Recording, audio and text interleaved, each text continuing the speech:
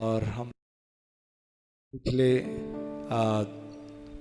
2 सप्ताह से लगातार हम परमेश्वर के वचनों को सीखते आ रहे हैं और इस समय और भी हम परमेश्वर के वचन को सीखने के लिए जाएंगे। हम सब लोग प्रार्थना करेंगे कि आज का वचन, आज की सेवकाई हमारे हर एक के जीवन के लिए आज आशीष का कारण ठहरे। हम प्रभु से प्रार्थना करेंगे कि परमेश्वर के दास को परमेश्वर और भी सामर्थ्य के साथ आने वाले दिनों में दुनिया के कोने कोने के लिए आशीष का कारण बनाए। उनके परिवार के लिए प्रार्थना करेंगे, उनके बच्चों के लिए प्रार्थना करेंगे जो पूरे मन से सभी लोग प्रभु की सेवा में लगे हैं। परमेश्वर उनकी सेवकाई को बहुत ऐसा अनुग्रहित करें। और साथ ही साथ हम प्रार्थना करेंगे, हमारे बीच में 2 प्रभु के लोगों के लिए विशेष प्रार्थना निवेदन आया है। प्रभु के दास राधेश्याम नंदगैया के लिए प्रार्थना करेंगे, जो उनका दोनों किडनी फेल हो गया है, मतलब दोनों किडनी डैमेज हो चुका है, बहुत ही क्रिटिकल कंडीशन में है। उनके लिए प्रार्थना करेंगे। प्रभु के दासी सेवती यादव के लिए प्रार्थना करेंगे, जो बहुत ही सीरियस कंडीशन में हॉस्पिटल में एडमिट है। परमेश्वर उनके जीवन में, दोनों के जीवन में एक अद्भुत चमत्कार, अद्भुत छुटकारा हम सभी की प्रार्थना के द्वारा प्रभु देने के लिए हम प्रभु से प्रार्थना करेंगे। इन सारे विषयों को स्मरण करते हुए आज के वचन की सेवकाई के लिए हम लोग मिलकर प्रार्थना करेंगे। और सब लोग प्रार्थना करते समय प्रभु की दासी मर्सी रायपुर से प्रार्थना में अगुवाई करेंगे। Praise the Lord, hallelujah, praise the Lord. मेरी आवाज़ सुन रहे तो प्रार्थना में अगुवाई करें। आमीन आमीन। धन्यवाद धन्यवाद धन्यवाद धन्यवाद। हे सर्वशक्तिमान पवित्र जीवित सामर्थ्य खुदा, धन्यवाद देती हूँ राजा इस सुंदर समय के लिए, दिव्य जीवन दान के लिए, आपकी असीम प्रेम दया और करुणा के लिए प्यारे प्रभु जी। आपका हृदय की गहराई से धन्यवाद प्यारे प्रभु जी। एक बार फिर से प्यारे प्रभु जी, जूम के माध्यम से भिन्न भिन्न स्थानों से आप सभी प्रिय लोगों को जोड़ा प्यारे प्रभु जी। सप्ताह भर हम सभी को आपने संभाले रखा प्यारे खुदा। एक बार फिर से आपके साथ मिलकर प्यारे प्रभु जी, हालेलुया, प्रिय लोगों के साथ मिलकर आराधना संगति करने के लिए सुंदर अवसर आपने हमें एक बार फिर से दिया। आपका हृदय की गहराई से धन्यवाद देते हैं। आपके श्रेष्ठ दास के लिए विशेष धन्यवाद देते हैं प्यारे प्रभु जी। बीते सप्ताह में सुंदर वचनों के द्वारा प्यारे प्रभु जी आपने, हालेलुया, आपके दास को आपने इस्तेमाल किया प्यारे प्रभु जी, हम सबके लिए आशीष का कारण बनाया। आपका हृदय की गहराई से धन्यवाद देती हूँ प्यारे प्रभु जी। अपने दास को और भी सामर्थ के साथ अपनी महिमा के लिए, अपनी सेवकाई के लिए आप इस्तेमाल कीजिए प्यारे प्रभु जी। उनके पूरे परिवार को आप आशीषित कीजिए प्यारे प्रभु जी। आज की सेवकाई भी हम सभी के लिए प्यारे प्रभु जी आशीषित हो प्यारे प्रभु जी। आपके वचन को सुनकर प्यारे प्रभु जी, हालेलुया, उसके अनुसार चलने के लिए प्यारे प्रभु जी आपकी सहायता और अगुवाई चाहती हूँ प्यारे प्रभु जी।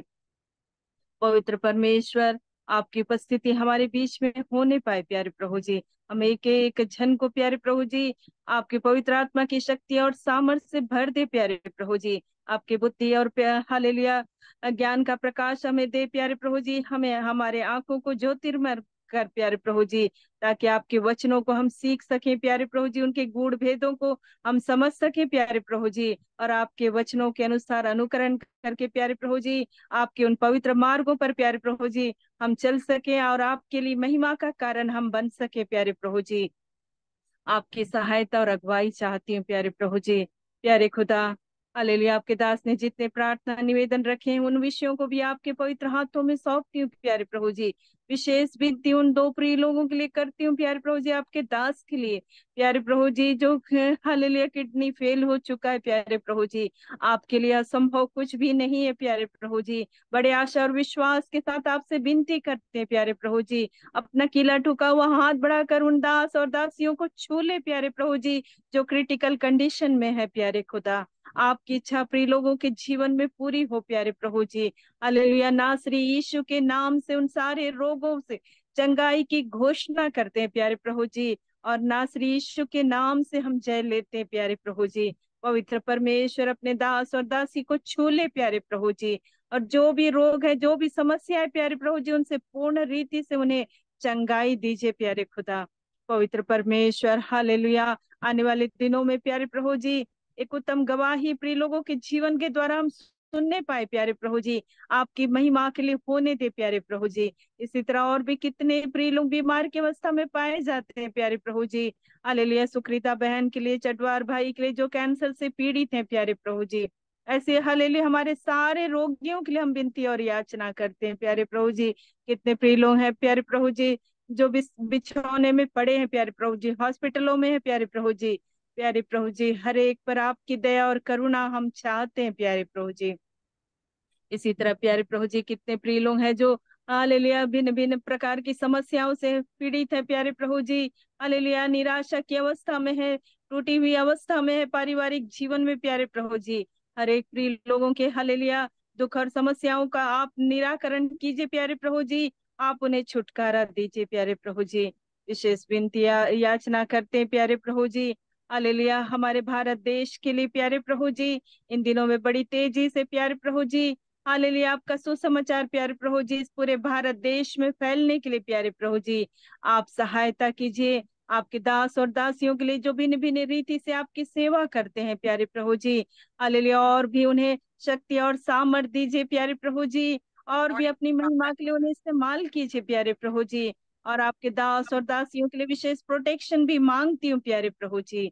पवित्र परमेश्वर आपकी इच्छा के अनुसार प्यारे प्रभु जी सब बातें होने पाए प्यारे प्रभु जी। कितने प्रिय लोग नाना प्रकार के कष्टों और मुसीबतों में है प्यारे प्रभु जी। पवित्र पिता उनके जीवनों पर भी आप दया कीजिए प्यारे खुदा। धन्यवाद देती हूँ प्यारे प्रभु जी।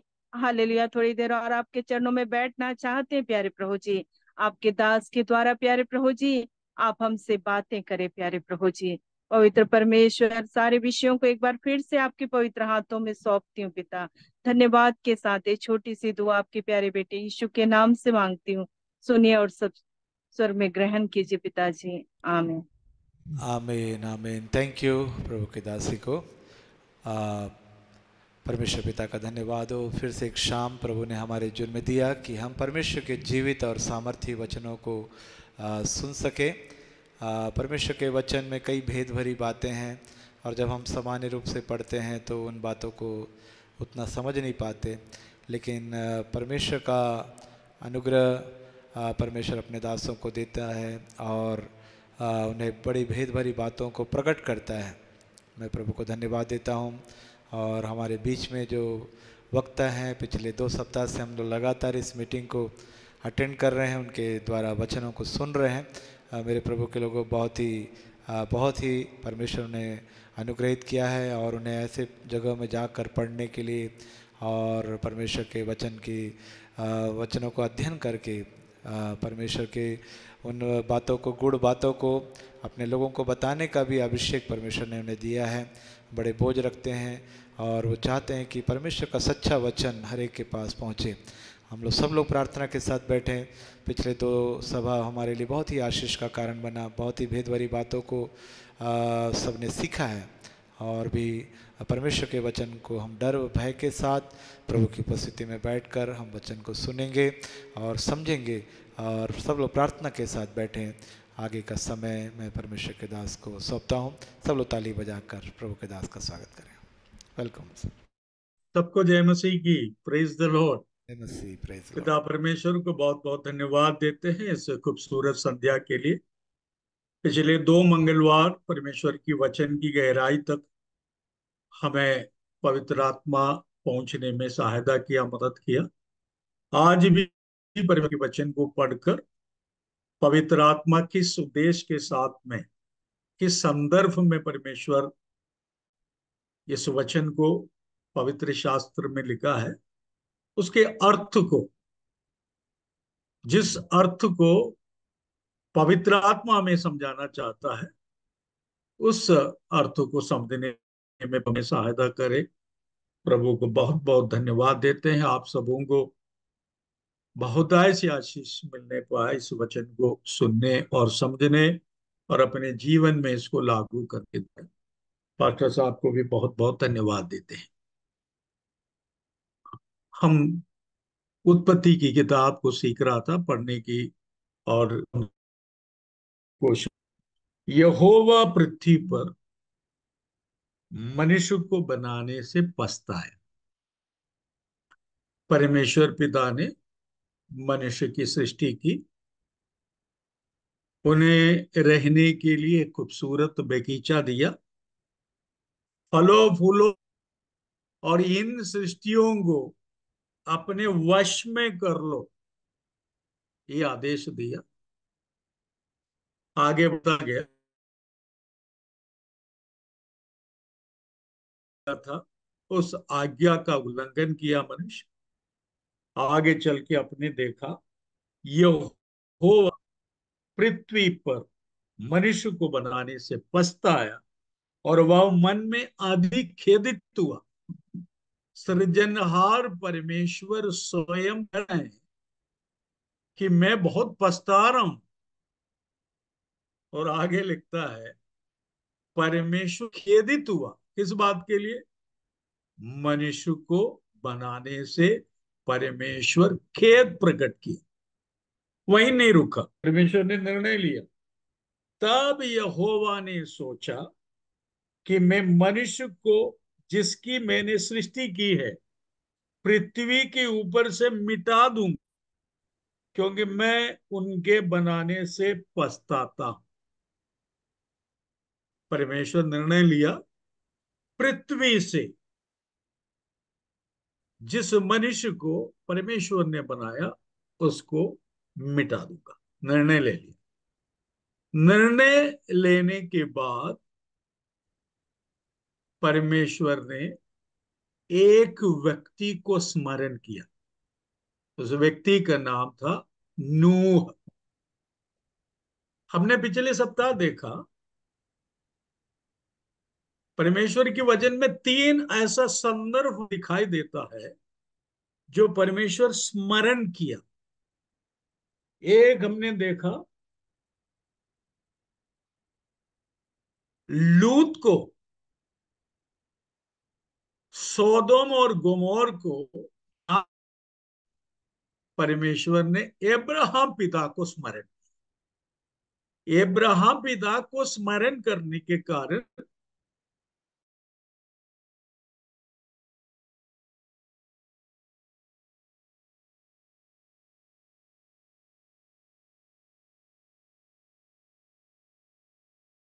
ये कनान देश की ओर लाया। परमेश्वर ने स्मरण किया। किसको स्मरण किया? अब्राहम, इसहाक, याकूब को स्मरण किया और को मिस्र देश। तीसरी बार हमने देखा, यीशु मसीह कालवरी के क्रूस पर था, आजू बाजू में डाकुओं को भी,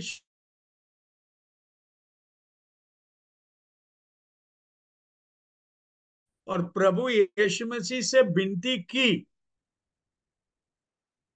उसको परमेश्वर ने, यानी प्रभु यीशु मसीह ने स्मरण किया, उनसे कहा, आज ही तुम मेरे साथ, हाँ, स्वर्गलोक में रहेंगे। प्रभु से उसको स्मरण किया।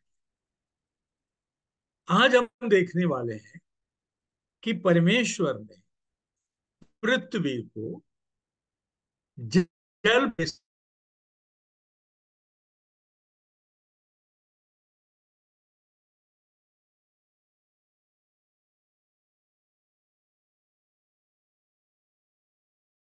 खोल दी।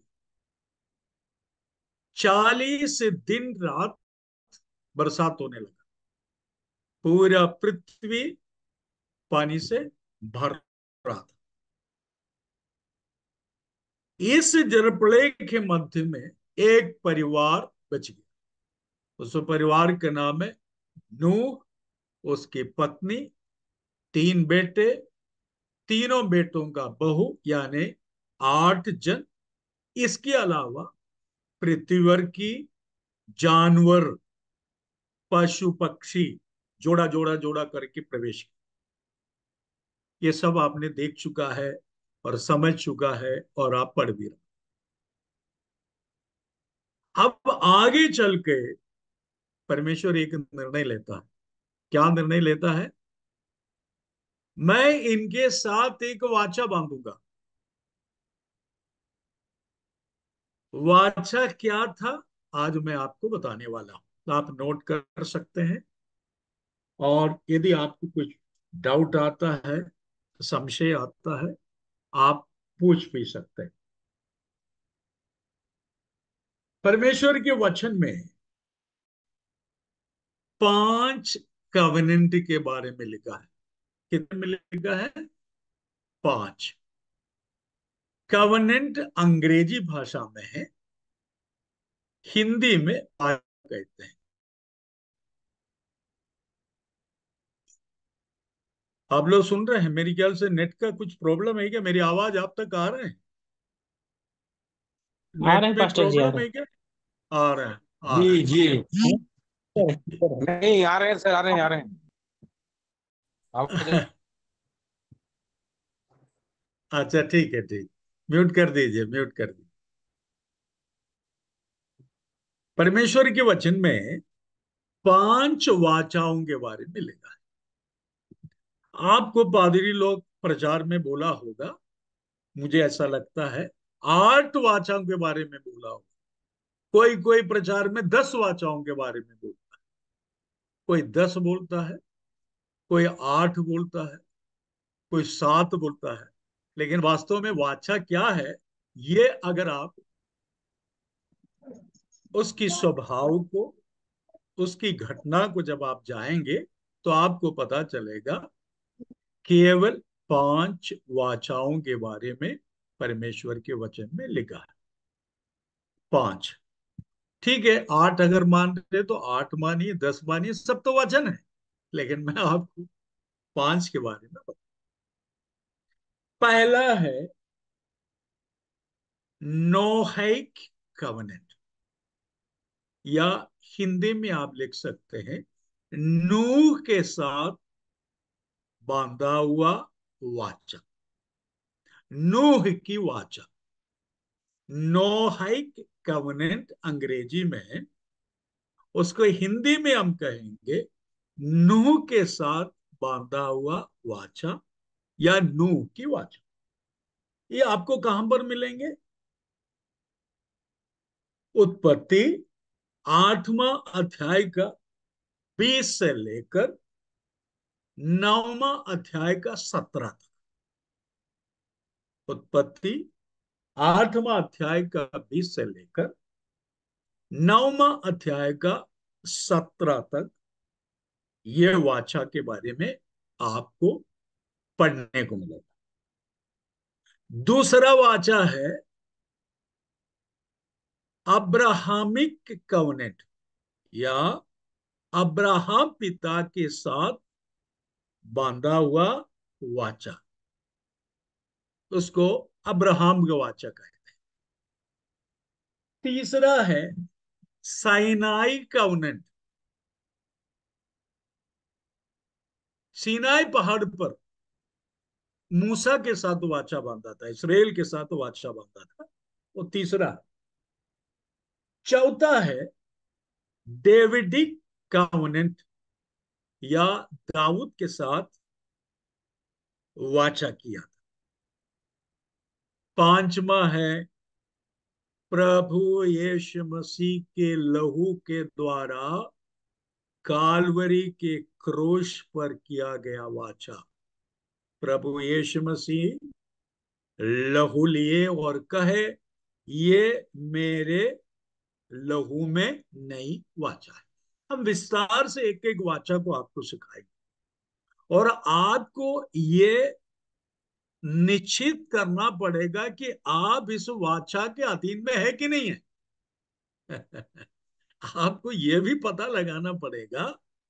जब सीखते सीखते आपको पता चल जाएगा वास्तव में आप इस वाचा के अधीन में है या नहीं।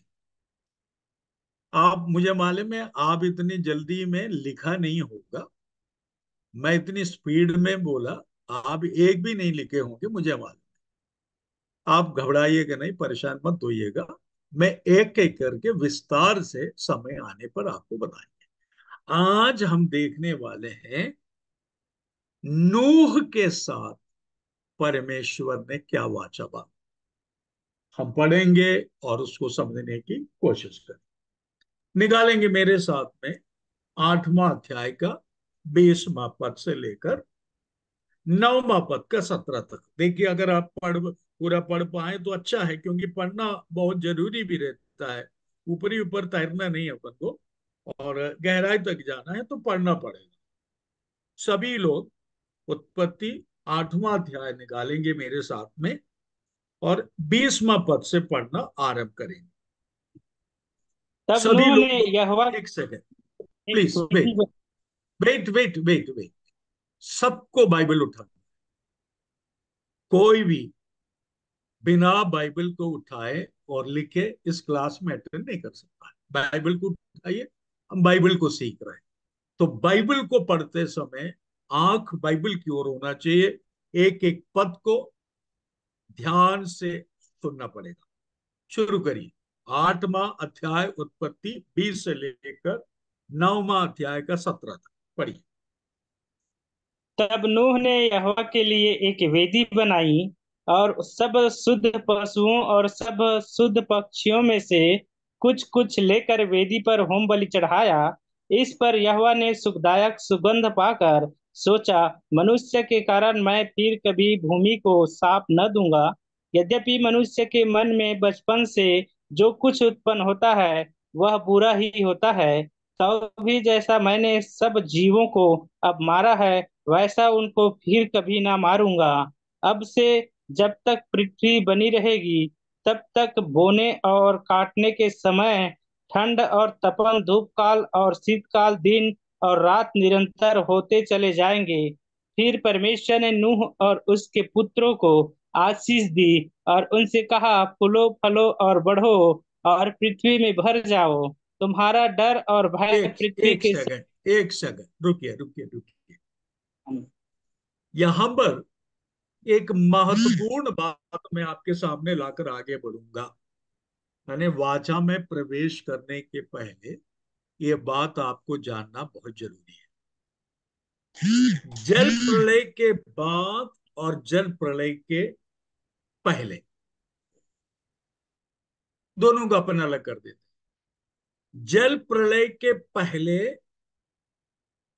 9वां अध्याय का पहला पद, जल प्रलय के बाद 9वां अध्याय का पहला पद, इसको थोड़ा समझने की कोशिश करेंगे। जानना बहुत जरूरी है आपको। मैं फिर से आपको कह रहा हूं, उत्पत्ति में परमेश्वर ने यही बात कहा था आदम से। आपको याद है? आदम से यही बात कहा था। क्या कहा था? क्या कहा था? फूलो फलो बढ़ो और पृथ्वी में भर जाओ। और उसके साथ साथ एक बात और कही थी उसको, वो यहां पर नहीं। आप बाइबल स्टूडेंट है, इस बात को जाने बिना आप आगे मत जाइए। उत्पत्ति पहला अध्याय का 28वां पद निकालिए। उत्पत्ति पहला अध्याय उसका 28वां पद। और परमेश्वर ने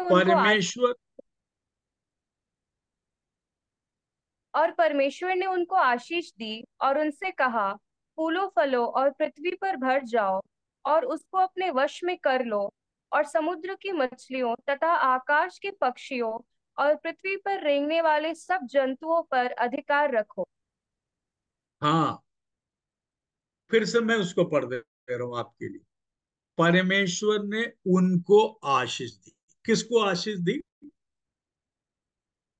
उत्तर बोलिए। आदम। किसको आशीष दी?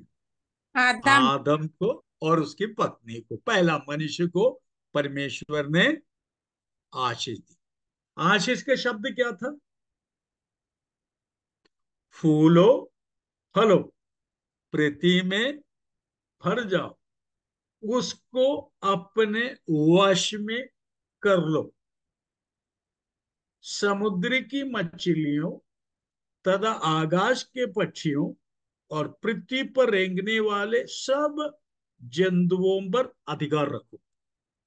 यहां पर अंग्रेजी भाषा में सबड्यू लिखा है, SUBDUE, सबड्यू। इसको थोड़ा सा मैं विश्लेषण करके, एक्सप्लेन करके बताना चाहूंगा। फूलो फलो, पृथ्वी में भर जाओ, और इन तमाम बातों को अपना वश में कर लो बोलता है। लेकिन मनुष्य पाप करने के कारण परमेश्वर ने दोबारा आशीष दी, लेकिन ये शब्द को हटा दिया। 9वां अध्याय का पहला पद में आए,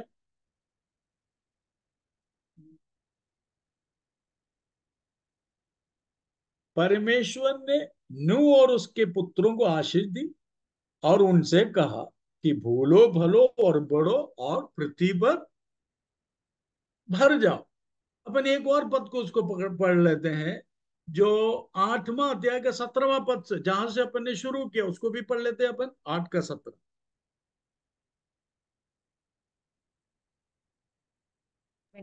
क्या पक्षी, क्या पशु, क्या सब भांति के रेंगने वाले जंतु जो पृथ्वी पर रेंगते हैं, जितने शरीरधारी जीव जंतु तेरे संग है, वो सबको अपने साथ निकाल लिया कि पृथ्वी पर उनसे बहुत बच्चे उत्पन्न हो और वे भूले फले और पृथ्वी में भर जाए, पृथ्वी में भर जाए।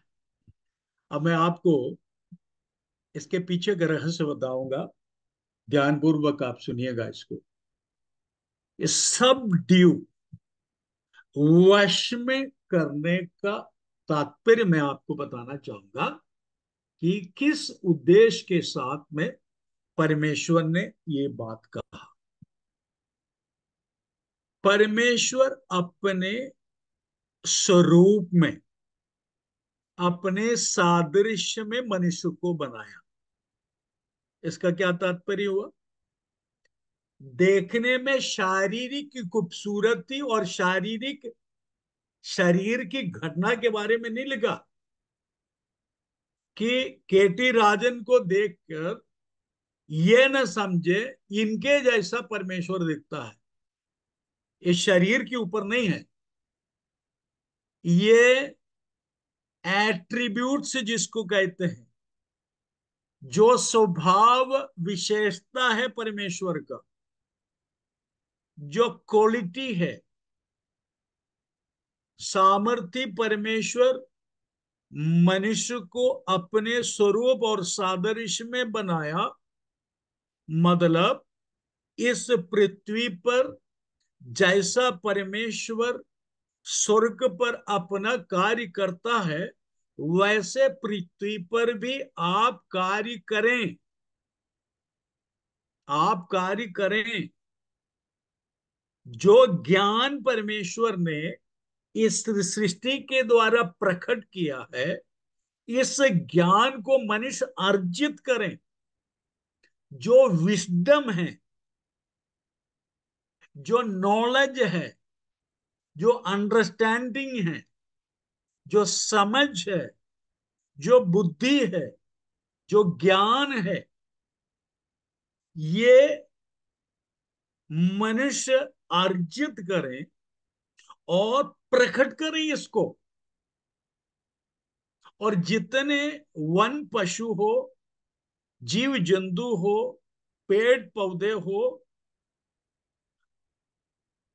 समुद्र की मछलियां हो, सब कुछ मनुष्य से कहा, यहीं पर समाप्त नहीं होता। इसके पीछे छुपी हुई बहुत सारी रहस्य है। इन रहस्यों को प्रकट आप कर सकते हैं। आप उसको सबड्यू करें। इसका मतलब अंग्रेजी में लिखा है acquire knowledge and mastery over his material environment।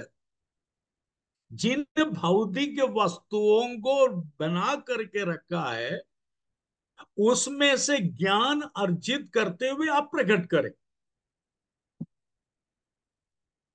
लेकिन यहां पर जलप्रलय के बाद की कहानी में यह बात चला गया।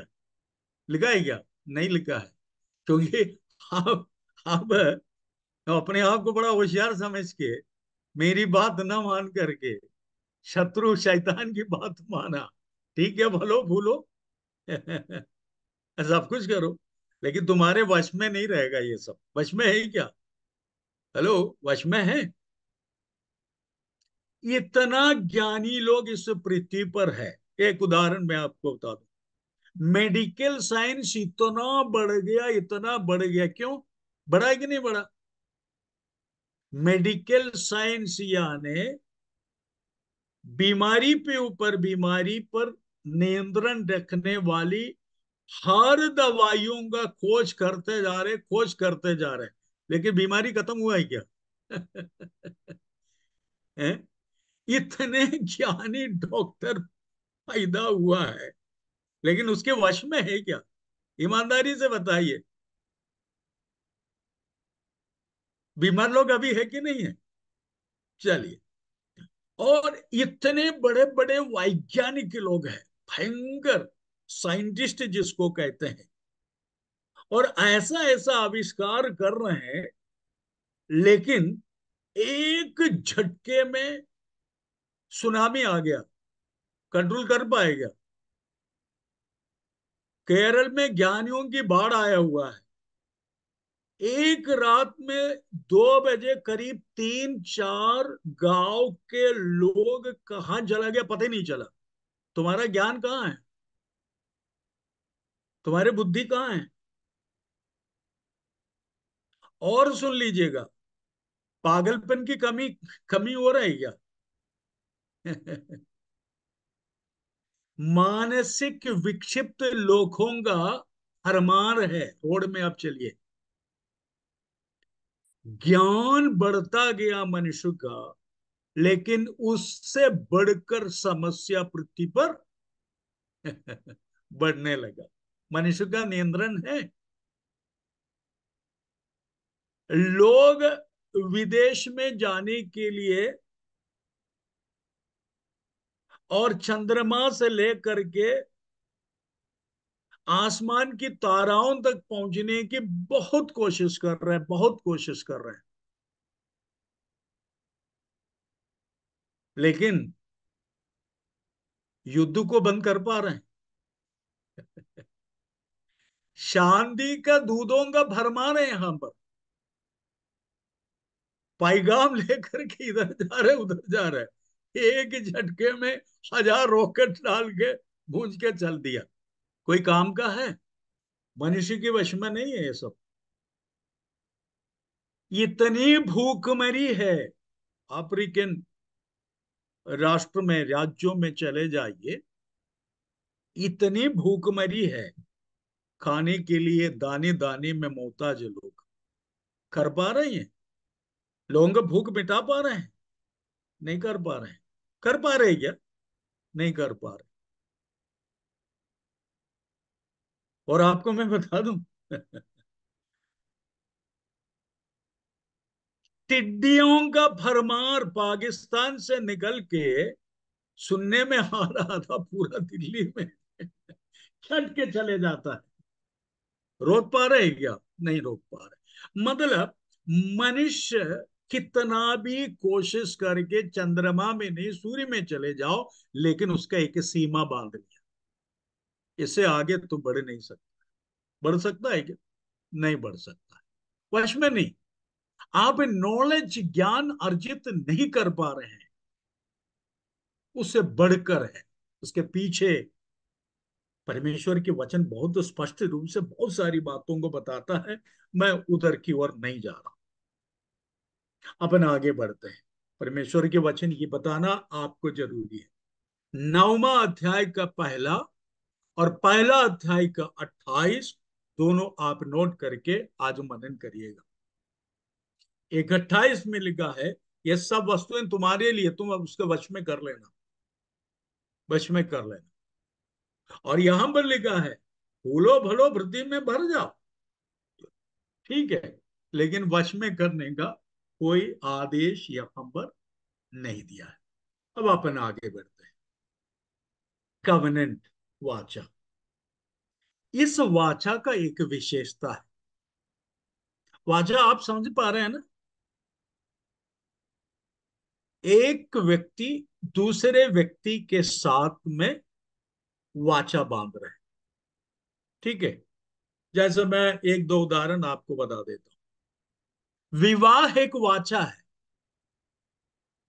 पति पति पति और पत्नी के बीच में संबंध बनाने के लिए परमेश्वर के वचन के अनुसार ओत लेते हैं, कहते हैं कि गरीबी में, भूखमरी में, नंगाई में लिखा है ना, यदि मेरे पास उनके पास नहीं है तभी मैं इनके साथ रहूंगा, बहुत सारी बातों को बोलते हैं।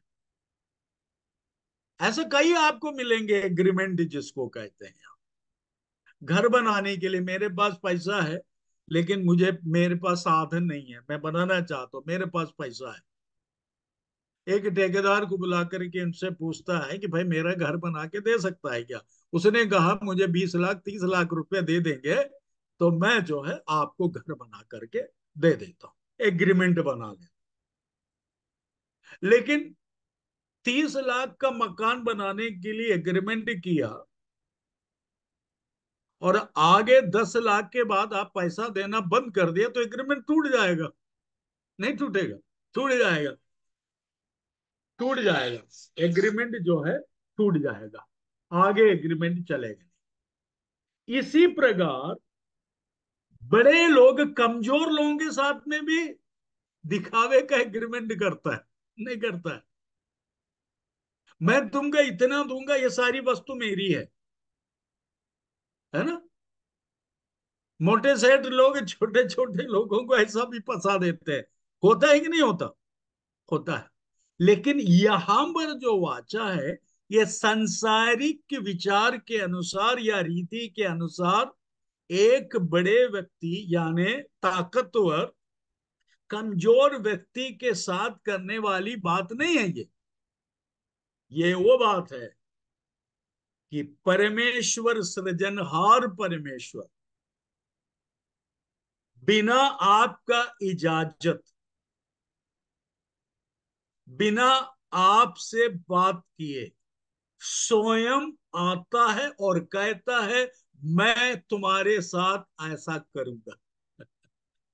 यह है हमारा परमेश्वर। इस बात को आप हमेशा याद रखिएगा।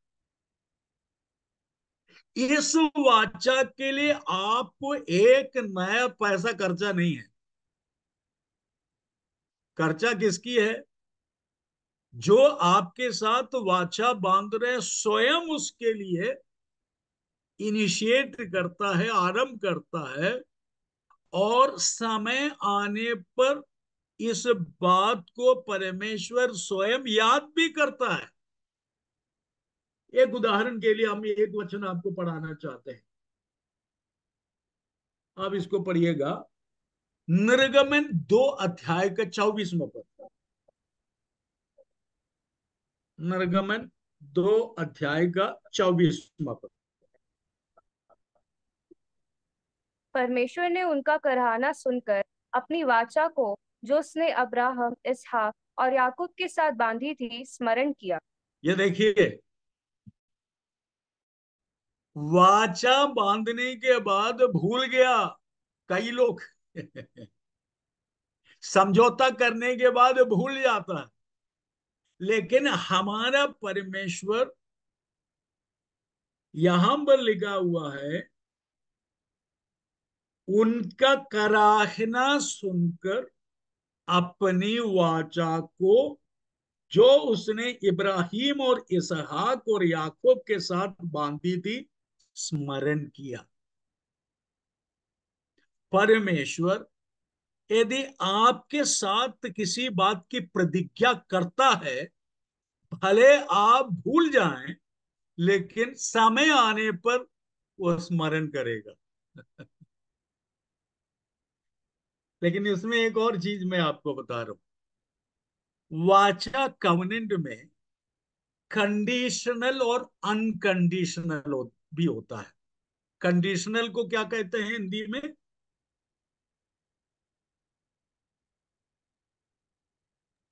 सर कंडीशनल का अर्थ क्या है? सर हाँ जी, शर्त सर। शर्त। ये कंडीशन रखा है।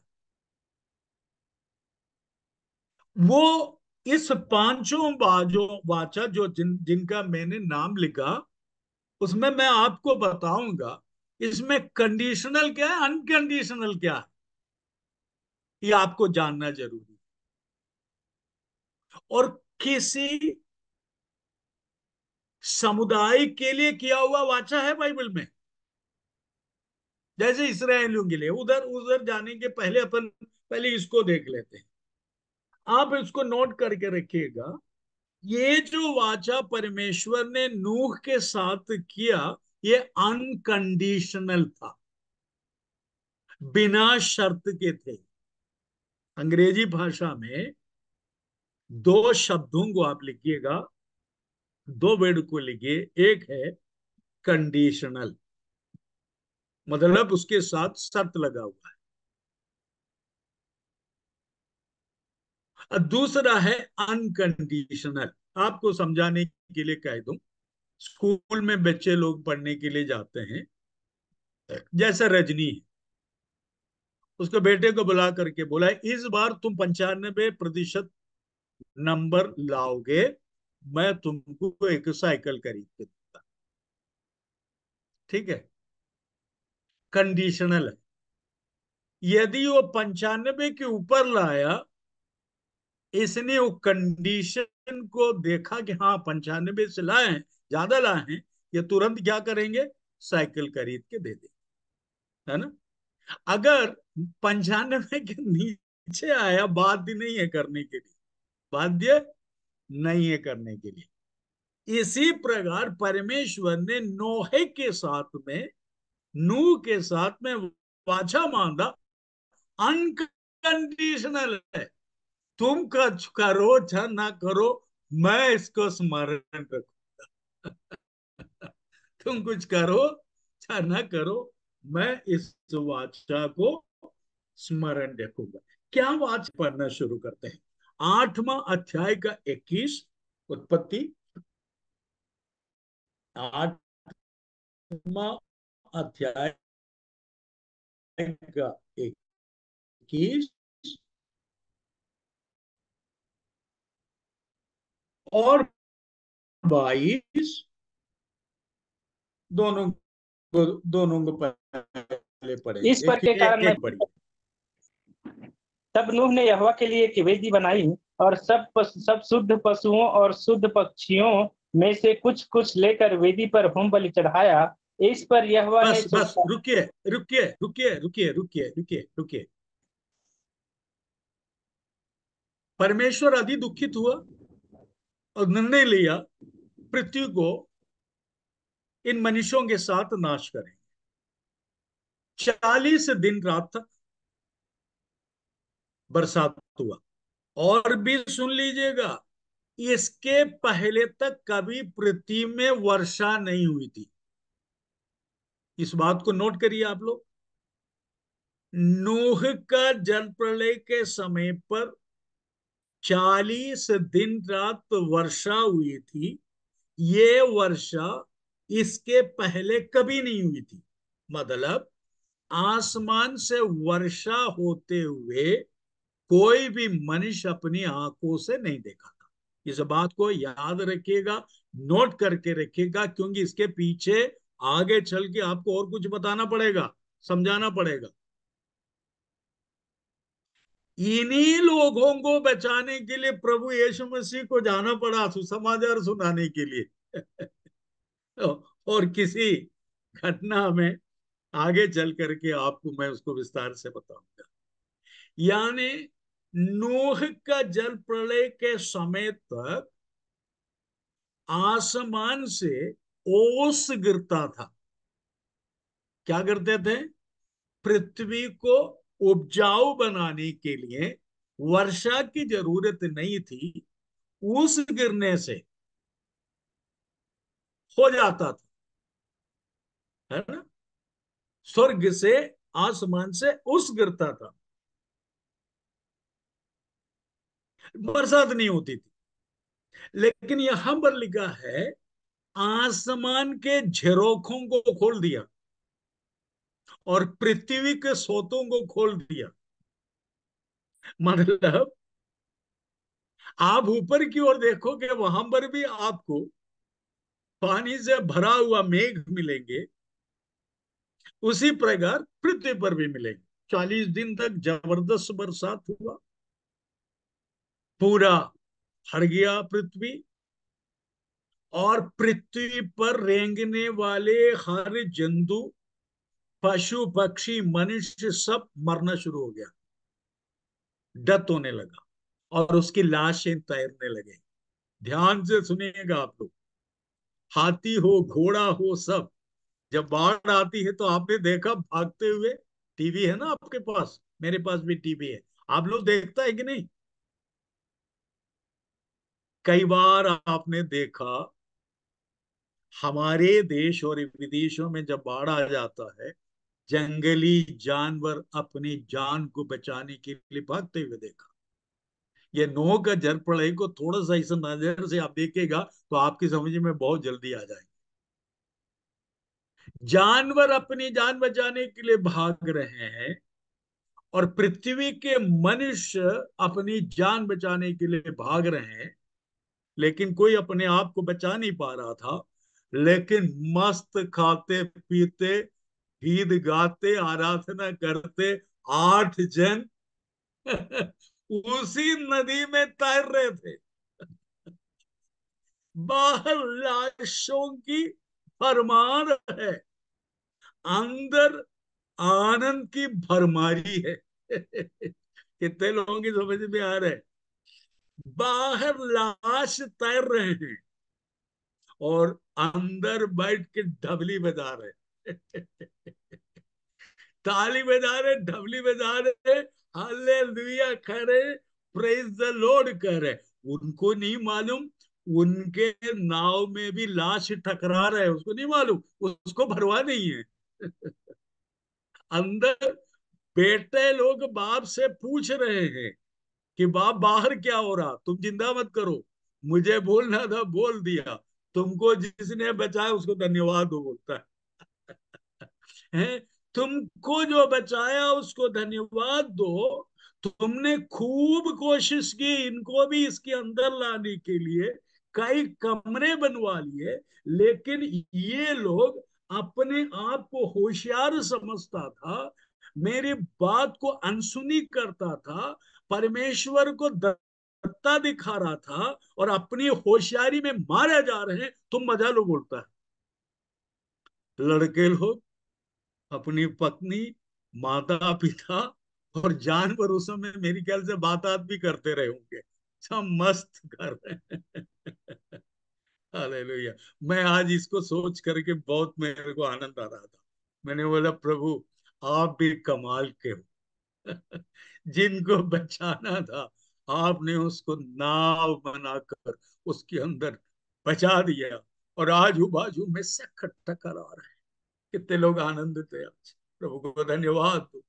मैं और आप भी आज उसी स्थिति में है, नाश की ओर जाने वाली संसार में प्रभु यीशु मसीह नाम के नाम में मैं और आप आज सुरक्षित है। संसार में जो कुछ भी हो जाए, हालेलुया, लेकिन प्रभु हमें उनके बीच में नाश होने के लिए कभी नहीं छोड़ेगा। प्रभु को धन्यवाद दो। हम आगे बढ़ते हैं। जब बरसात खत्म हुआ, पानी पानी पानी कम नहीं हुआ, पानी कम नहीं हुआ, 150 दिन के बाद पानी धीरे धीरे कम होने लगा। ध्यान से सुनिएगा आप लोग, यानी 40 दिन रात का बरसात का पानी एक दिन में कम नहीं होने वाला है। संजय, कितने दिन में कम हुआ? 150 दिन के बाद पानी धीरे धीरे कम होने लगा। नो और अपने परिवार रेशन की दुकान में गए थे क्या? पूरा व्यवस्था उसके अंदर पहले से प्रभु ने बोल दिया, खाने पीने के सब रख लेना। ये लंबा चलेगा कैसा कहानी। हालेलुया। मुझे ऐसा लगता है चिल्ला के प्रभु को धन्यवाद देना। और 150 दिन के बाद में पानी धीरे धीरे कम होने लगा। 7वां महीने की 17 तारीख को पानी धीरे धीरे कट कर आ गया। 10वां महीने का पहला तारीख को बाहर आया। थोड़ा सा ये सब नोट करके रखिएगा। 120 साल का प्रचार। नो कितने साल तक प्रचार किए? ये 120 साल तक। बरसात तब तक हुआ था क्या? नहीं हुआ था। तब तक क्या होता था? ऊस का वर्षा होती थी, स्नो गिरते थे, बरसात नहीं होता था। लेकिन अभी अचानक 40 दिन तक बरसात हुआ और 150 दिन के बाद में धीरे धीरे पानी कम होने लगा। 7वां महीने का 17 तारीख और कम होते होते 10वां महीने की 1 तारीख को बाहर आने के बाद में, इधर देखिए, बाहर आने के बाद में ध्यान से सुनिएगा, नूह ने यहोवा के लिए वेदी बनाई। क्या अर्थ है इसका? इसका अर्थ क्या है? सुन लीजिएगा। जिसने बचाया पहले उसको याद किया। उनको मालूम है 150 दिन तक लाशें तैरे होंगे यहां पर। अपनी नजर उठा के देखा कि पूरे पृथ्वी नाश हो चुकी है।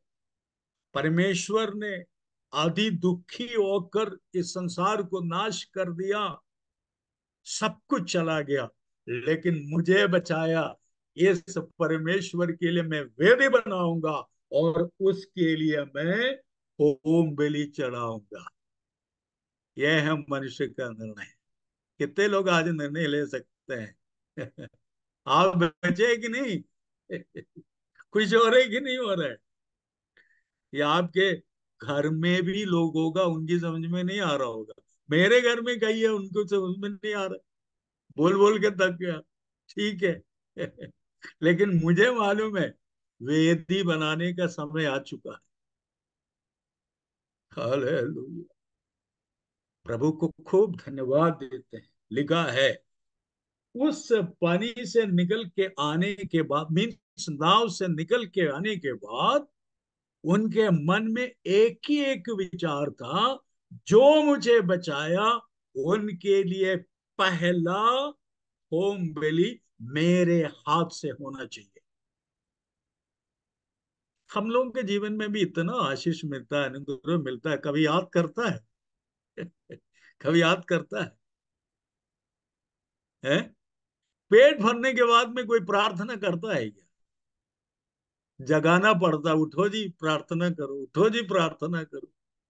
कई बार बोलते हैं पेट भर गया, आप थोड़ा विश्राम करने दो, थोड़ी देर आराम करने दो, फिर मैं उठ के आता हूँ।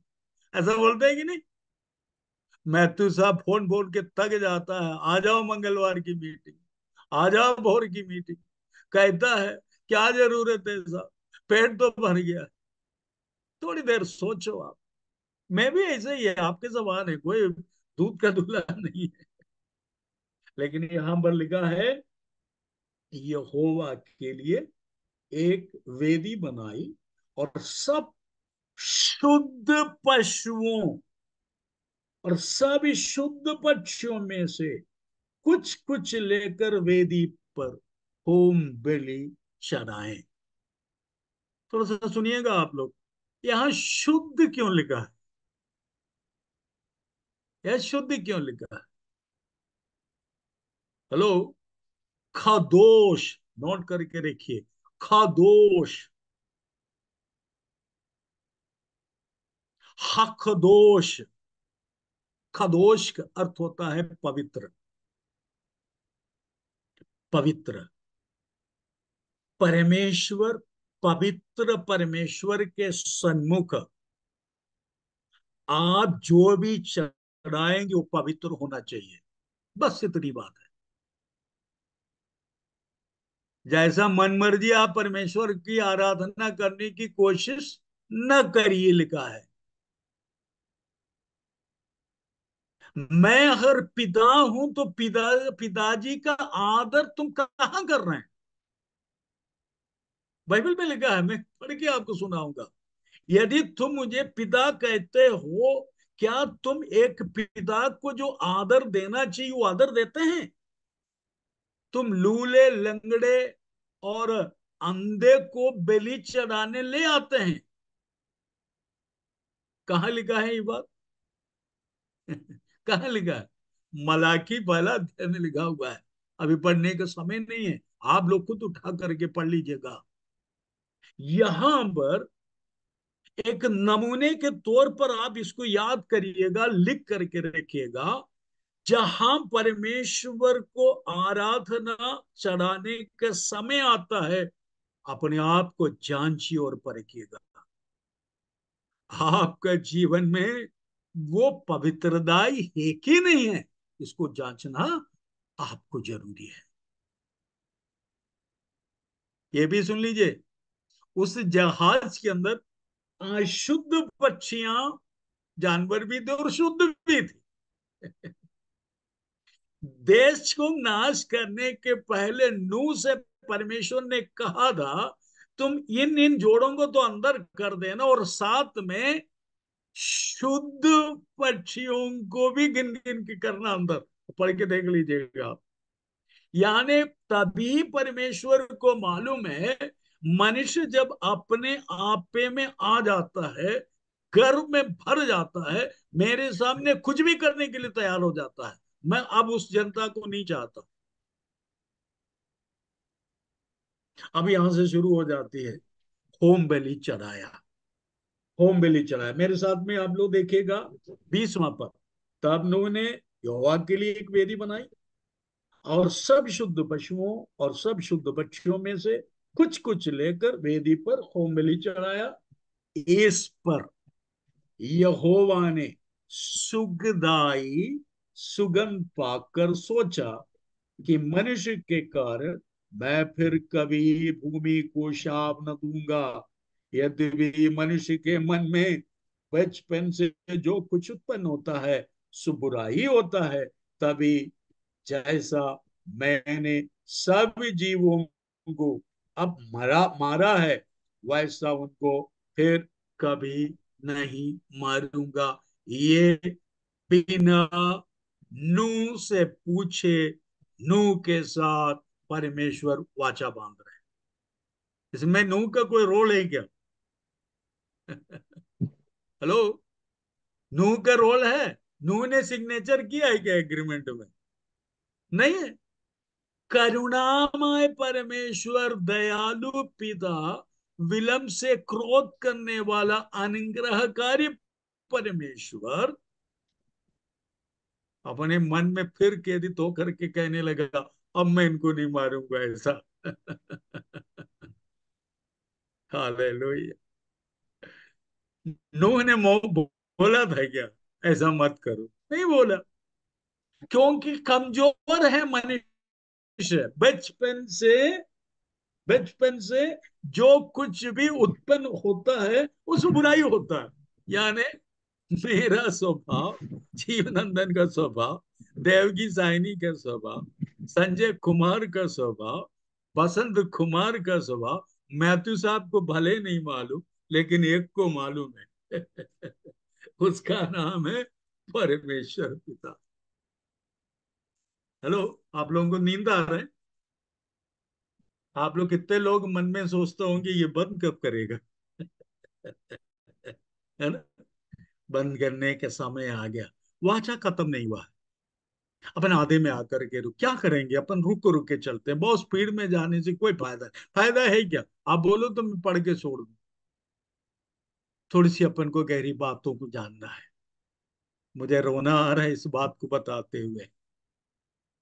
यहाँ पर लिखा हुआ है, मेरे मन के अंदर बचपन से जो कुछ भी उत्पन्न होता है, बुराई उत्पन्न होता है, ये जानकर भी प्रभु मुझसे प्रेम किया। हालेलुया। कितने लोग मुंह खोल के बोल सकता है इस बात को? मेरे साथ कितने लोग आज घुटने में आकर कह सकते हैं, प्रभु आपके वचन में लिखा हुआ है कि बचपन से मनुष्य के मन में जो कुछ भी उत्पन्न होता है, बुराई उत्पन्न होता है। प्रभु मैं बुरे हूं ये आप जानते हुए भी मुझसे प्रेम किया। मुझे ऐसा लगता है मैं खूब रोऊं, विलाप करूं। कितने लोग अपनी जगह से थोड़ा हिलेंगे आज? कितने लोग अपनी स्थान से हिलेंगे? कितने लोग कहेंगे कि प्रभु मैं बहुत बहुत आभारी हूं आपका। स्वभाव जानने के बाद कोई भी दोस्त अगर सही हो तो उसका साथ नहीं देगा। कई लोगों का सुना है, माथुर साहब मैं कई लोगों को सुना, अरे उनके साथ मत जाना, उसका स्वभाव ठीक नहीं है। बोलता है कि नहीं बोलता? क्यों बेटा घनिष्ठा, बोलता है कि नहीं बोलता कि उनसे दोस्ती मत करना, ये आदमी ठीक नहीं है। मेरे बारे में कितने लोग ऐसा कहा, लेकिन मेरा बाबूजी बोलता है ये लड़का शुरू से बदमाश है, लेकिन मैं इनसे प्रेम करता हूं। धन्यवाद देना शुरू करो, अपनी मुंह खोलो, मुंह खोलो, जहां कहीं भी हो हाथ उठाओ और धन्यवाद देना शुरू करो और प्रभु से प्रभु कहो, मेरी हृदय की हर बातों को जानने वाला आप है। मेरे अंदर, मेरे विचारों में, मेरे हृदय के अंदर उत्पन्न होने वाली हर गलतियों को आप जान लेते हैं। कई बार हम आपको निराशित किया, मेरे कारण आपके मन दुखित हुआ, आप खेदित हुआ, लेकिन आपने मुझे नाश नहीं किया। सभी लोग बोलना शुरू करें, कोई भी चुपचाप न बैठे आज, कोई भी चुपचाप न बैठे। यदि आप आंसू बहाना चाहते तो आंसू बहा सकता है। कहिए प्रभु से, प्रभु मेरे हृदय के अंदर उत्पन्न होने वाली हर बुराई को जानने के बावजूद आपने मुझसे प्रेम किया और नाश होने से बचाया। धन्यवाद देता हूं प्रभु, आज की वचन के लिए धन्यवाद। आपने नूह के साथ वाचा बांधा। नूह ने नहीं कहा था कि वाचा बांधने के लिए, लेकिन स्वयं आपने निर्णय लिया। धन्यवाद देता आपके पुत्र नासरत यीशु के पवित्र नाम से पिता परमेश्वर आपके अनुग्रह के सिंहासन के सन्मुख आते हैं और धन्य धन्य करते हैं। आज के दिन के लिए बहुत बहुत धन्यवाद देता हूँ। बहुत सारी बातों को आपने हमारे सामने प्रकट किया, धन्यवाद। इसी प्रकार आपके पवित्र आत्मा के द्वारा वचन की गूढ़, इस वचन को जानकर, आपकी इच्छा को जानकर, आपकी इच्छा के अनुसार हमें जीवन बिताने में मदद कर। जितने लोग जुड़े सबके लिए प्रार्थना करता हूं। कोई भी इस जल प्रलय में जैसे नूह के समय पर नाश हुआ, ऐसा नाश होने न पाए। उस नाव के अंदर प्रवेश करने में सहाय हो। आदर महिमा इज्जत सम्मान आपको देते हैं। दुआ प्रभु यीशु कृष्ण के नाम से मांगता हूं, सुनो और ग्रहण कर पिता। आमीन, आमीन, आमीन। प्रभु आपको बहुत ऐसी आशीष देने पाए। आमीन। हालेलुया।